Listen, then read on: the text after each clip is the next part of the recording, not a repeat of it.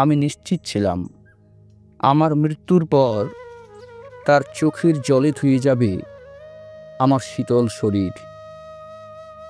সে যে আসলে আমাকে ধোঁকা দেয়নি, বাধ্যত তাকে দূরে সরে যেতে হয়েছে, এমনই কোনো পরিস্থিতি হবেই, যা আত্মহত্যার চেয়েও ভয়ানক জটিল কোনো গীত।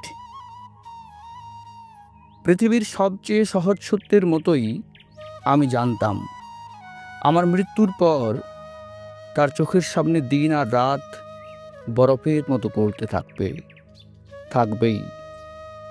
তার দু চোখ সব কিছুই দেখবে, যা সাধারণ চোখে দেখা যায়, কিন্তু কোনো কিছুর ভিতরেই নিজেকে খুঁজে পাবে না সে। আমি জানি আয়না ওর সবচেয়ে প্রিয়, কিন্তু আমার মৃত্যুর পরেই সে ওর এই ভালোবাসার জিনিসটা জীবন থেকে চিরদিনের মতো ছুঁড়ে ফেলবে।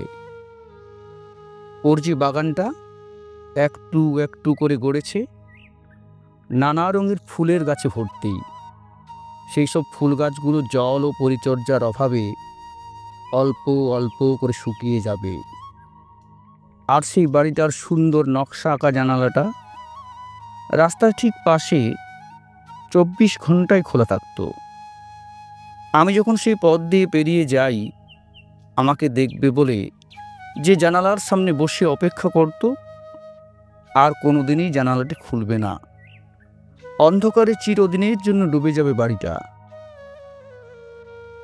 আমি যখন তার জন্য তাকে একান্ত আপন করে না পাওয়ার যন্ত্রণা সহ্য করতে না পেরে আত্মহত্যা করেছিলাম, এইসব ভাবছিলাম।